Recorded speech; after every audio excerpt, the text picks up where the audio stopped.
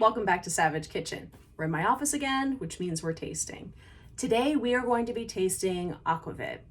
Aquavit is not all that common in North America. It's making a little bit of a resurgence lately. I've been seeing it in all kinds of craft cocktails, but you'll find it more commonly in Scandinavian countries like Norway, Denmark, and Sweden, and a little bit throughout the rest of Europe. But we are starting to see it pop up here in North America, so I'm really excited to try this on its own. It's most commonly in Norway and in Denmark. It's most commonly sipped by itself as an aperitif or for celebrations. And interestingly, in between those two countries that are so close geographically, the customs around drinking aquavit in these countries are very different. It seems that in Denmark, people enjoy it chilled most often and with particular meals. In Norway, it's sipped at room temperature, so a little bit different there. I was able to find two different brands of Aquavit here in my local liquor store. This Linie Aquavit and this Aalborg. There's some pretty big differences between the two. We'll start with the Linie. So this actually has a really great story with it. This is aged in sherry casks, and the name Linie, and I'm really sorry if I'm butchering that pronunciation, somebody from Norway, please correct me, I'm sure you will. But so these are aged in sherry casks, and they're actually put on ships and like sailed around the world. They go from Oslo to Australia and back again. And the name Linie means line, and it's because it crosses the line of the equator twice during the aging process. How cool is that? The aging process is what gives this beautiful golden color and supposedly imparts more flavor of the sherry cask into the spirit. The base of this spirit is potato, much like vodka. But unlike vodka and more like gin, it's then infused with different botanicals to give it a little bit of flavor. Now, before we taste this, let's talk about the Aalborg a little bit. So this is a Toffel Aquavit, and Toffel, again, I might be butchering that pronunciation. I'm sorry, I'm just not up on my Danish. Toffel means table, so table Aquavit. So Toffel means table, and Akvavit actually means water of life, I believe. I'm pretty sure it's from the Latin meaning water of life. So this is your table water of life, or table wine. This is not aged in sherry casks, so I have a feeling that when we pour this, it's going to be clear or almost clear in color and have a very different flavor than the Linie.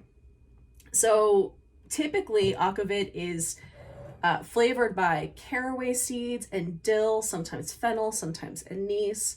But the requirement for it to be Aquavit is that it has to be predominantly caraway, or at least the requirement for Aquavits that are imported into the United States. So let's give this a try, shall we? Actually, I want to start with the Aalborg, because I have a feeling I'm going to be predisposed to the Linie because of the aging in barrels. We'll see. Ooh, okay, so smell-wise, it definitely smells like caraway, and the scent to me, that's rye bread. When I smell caraway, I smell rye bread. Maybe a tiny bit of a licorice smell and a very heavy alcohol smell, but it smells very much like caraway. You know what? Let's open the other one and smell it before we pour. This right away smells sweeter. Doesn't smell as heavily like rye bread, so that caraway scent isn't quite as dominant. Interesting. Ooh, I'm excited to try these. Ooh, okay, so wow, that was a big pour. So this is the Aalborg Toffel Aquavit, and it is clear, which just gives me the impression that this is gonna burn. It smells good though, and I really enjoy. I like the flavor of black licorice. Although I don't enjoy licorice so much, but I do like the flavor of it in things. For example, I love Sambuca. I know a lot of people don't like Sambuca. It can be very divisive. I personally love Sambuca. This does not smell as heavily licorice as that, but that scent is definitely there. I really think it's gonna burn. Let's see. Ooh. So if you could drink a piece of rye bread, that is what this tastes like. That's so bizarre. Oh my God. And it definitely burns. Whew. Okay. Wow. The more it sits out and the more I kind of let that open up in my mouth, it's like drinking a piece of rye bread. So the caraway is extremely forward.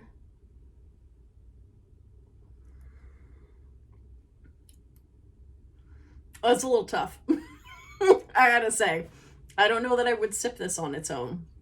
However, I will say that, so this Aalborg is a Danish company. This is technically distilled in Oslo now in Norway. But this is a Danish company. This recipe was developed, I believe, in like the mid 1860s. And they just simply, it's still a Danish company. They simply moved their production to Norway. And the Danes drink this chilled and often as a shot, which may have been a better approach here. Wow. All right, let's put a pause on that and try the other one.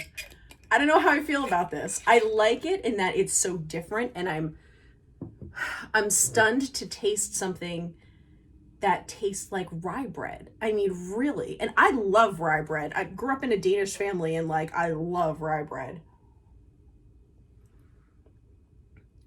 Ugh. All right, I gotta get a sip of water in between. Please hold. Oh, okay. It hurt a little. Not a lot, but it hurt a little. I don't know how I feel about the aftertaste too. Even after having a sip of water, I just feel like I bit into a piece of rye bread, which is fine, but now I want like butter and salt, or like a, okay. They actually pair this with pickled herring quite a lot.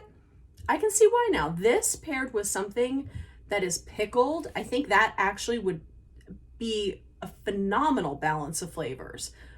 One by itself and the other by itself, not so much. But this paired with toast with something pickled on top of it would actually probably be delicious. But all right, so let's get to the Linie Aquavit.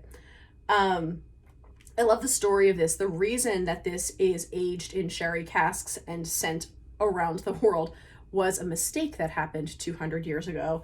They had popped this into the barrels and shipped it, I believe, to China or somewhere on the other side of the world from Norway, and couldn't sell it. And so it sailed back to Norway. And when they got it back, the flavor had changed because of the time in the oak barrels and the rolling of the ocean. It just agitated the spirit in a different way, and it soaked up flavor in a different way. And that's why they continue with the process. So let's see. I'm a little nervous after tasting the first. It smells so different though. So again, I think I said this when I first smelled the bottles. This one doesn't have as strong of a caraway scent right up top. And caraway, if you're unfamiliar, is related to fennel. The seeds actually look almost identical. Fennel's just like a little bit skinnier and longer. And fennel also has more of a licorice flavor than caraway. Caraway is like if fennel and like cumin had a love child, that would be caraway. All right, let's see. Ooh. Okay. They taste very different from each other. So this one, that caraway, that rye flavor, it takes a second before that hits you. I actually get more of that sherry flavor up front. Both of them are very savory. So if you're really tired of overly sweet cocktails, I kind of am. This is interesting. It would be really interesting to pair one of these with with citrus, maybe grapefruit juice. Something that also isn't overly sweet but is bright. I feel like grapefruit juice would be a good match. This is the one. This is one that in Norway people drink at room temperature and sip, which still a little tough. It wouldn't be my go-to. And this is coming from someone who used to just drink Tito's on the rocks with ice. I think I would probably enjoy these more chilled personally. Maybe it's the Dane in me. I can see though how this would play in cocktails. I can also see, and you cognac lovers out there, don't slay me in the comments, or do whatever you want. But I can see using this in the place of a couple places where I might use cognac in a drink. Interesting. It's really interesting. It's just okay. I'm gonna have to put them in something. It is a lot. I feel like a fake Viking, like that I can't get through these. But in my defense, these are very high proof.